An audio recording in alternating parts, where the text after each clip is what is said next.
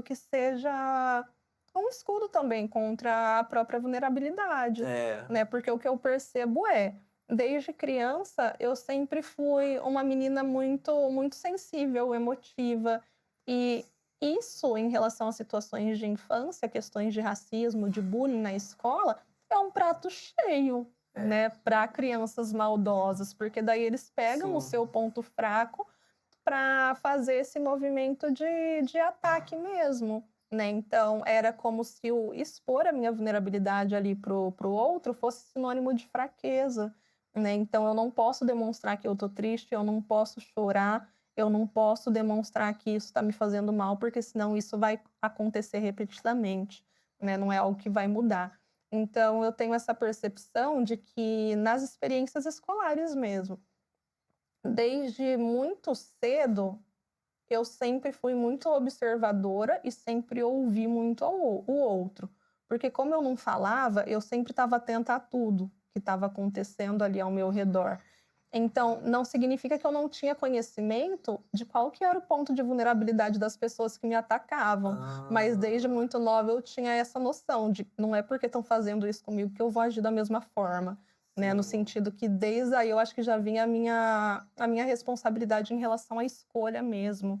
Né? E aí é um pouquinho Escolha de como reagir, né? da frase, né, clichê, o que você faz aquilo que te fizeram, né? No sentido de que é o não se transformar, né, também naquilo que te feriu, no sentido de pensar que existem outras possibilidades e qual que é a escolha que você vai fazer no meio de tudo isso, né? Pensando que a escolha ela é nesse individual. podcast, tá? Só foi profissional de psicólogo. E acho que essa questão da ONG, que também é um período que ficou mais marcado para mim, é porque nessa mesma época que eu saí, né, da graduação, eu trabalhei em 2 ONGs. Essa foi de atendimento clínico, que era atendimento social, mas eram para pessoas em situação de vulnerabilidade também. E a outra era uma ONG que eu não me recordo o nome agora, mas ele trabalhava com a oferta de cursos profissionalizantes para pessoas em situação de vulnerabilidade social. Pô, legal. E aí lá eles tinha assistente social, e eu e o meu amigo na época, a gente foi trabalhar junto com um assistente social para fazer a triagem dessas pessoas que estavam ali fazendo curso profissionalizante para encaminhamento psicológico nas UPAs, né? Pô.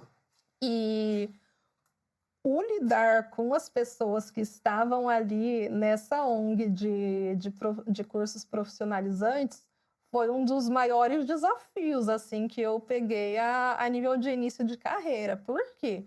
Porque as pessoas que chegam para atendimento para a gente na clínica e escola já são pessoas filtradas que têm um mínimo grau ali de escolaridade, né? Normalmente já a nível superior.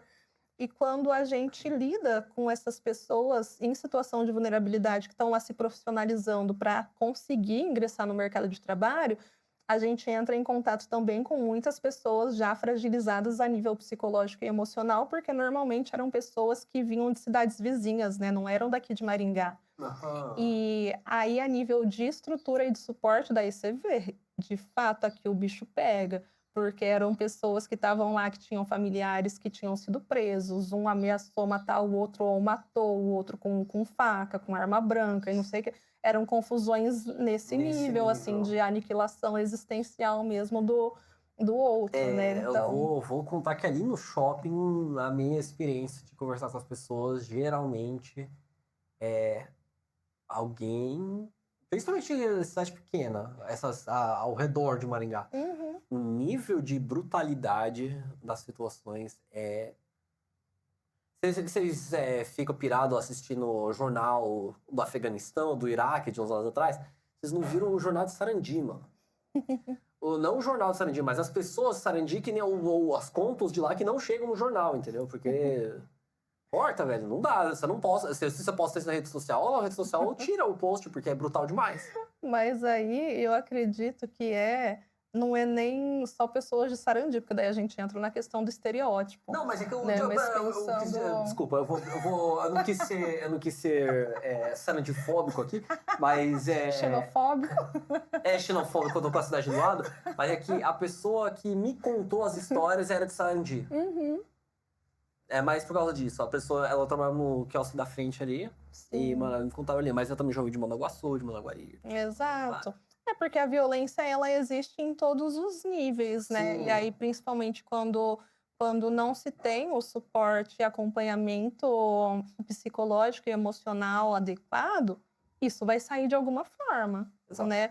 Ou é por meio da internalização ali, essa pessoa que é super deprimida e retraída e que faz um movimento de autodestruição, ou é aquela pessoa que faz um movimento de destruição do outro, né? ali, Que é pensando em relação à questão de colocar para fora aquela raiva, aquela violência a nível físico, né? Então, acho que são esses dois lados, assim, em relação ao que um psicológico não tratado, que não é visto, né? Onde é capaz de chegar a nível de dificuldade mesmo emocional, no sentido do o não saber reconhecer e processar, né, as próprias emoções.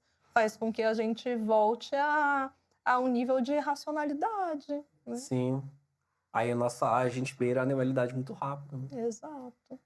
E aí, você vendo tudo isso, ou você tendo umas experiências que você já me contou sobre o meio, o meio corporativo, experiências deliciosas, experiências né? corporativas, com uma sopa de gatilhos. Uma sopa de gatilhos.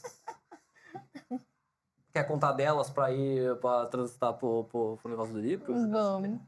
Em relação às experiências do mundo corporativo, né? Então, passado dessa primeira fase aí das ONGs, então, durante esse período, eu acho que essa é uma novidade que você não sabe, mas eu também trabalhei como atendente de pizzaria. Nesse período que eu trabalhava nas ONGs, eu fazia o atendimento ali na Fuzile.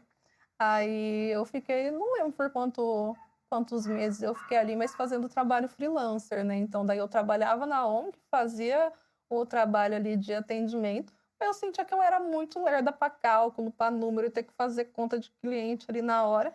Aí, graças a Deus, ou alguma outra entidade, ao santo, alguma energia ali, consegui um emprego no RH. E aí, saí Depois a gente conversa sobre esse papo da pizzaria. E aí, nesse período que eu ingresso, né, de fato, no trabalho no RH, foi uma empresa que trabalha com consultoria educacional. E ali meio que foi o divisor de águas, assim, porque eu vim, né, dessa percepção de consciência de que eu tenho problemas, eu não estou conseguindo mais lidar com eles sozinha, preciso de ajuda e preciso de um trabalho também para me sentir útil de alguma forma.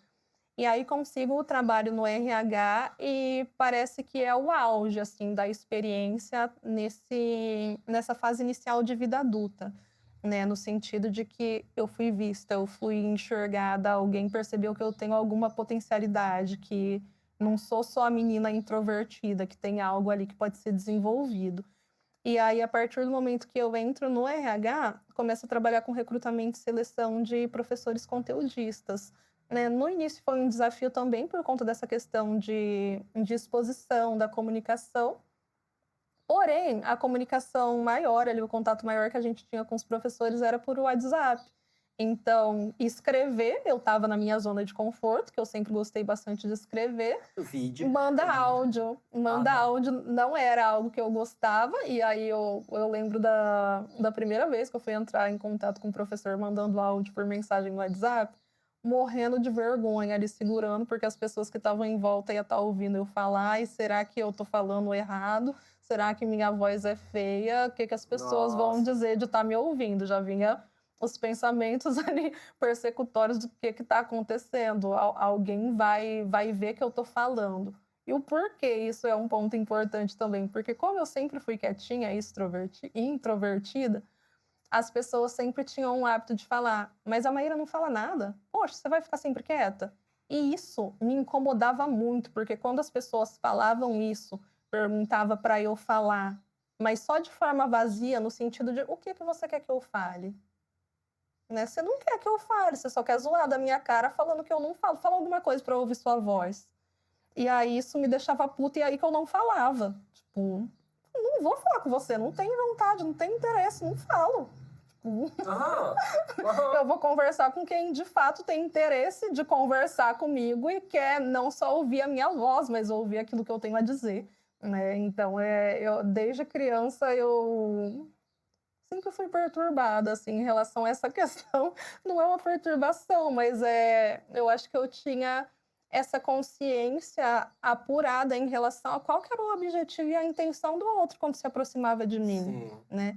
E nesses momentos, né, que daí eu me fechava, eu tinha também essa consciência de que o meu me fechar era intencional, né? Ele não era à toa, tinha uma função, né, que também era me proteger de piadas ou de falatórios. Eu ouvi a Maíra falando, não sei o que ela falou pela primeira vez.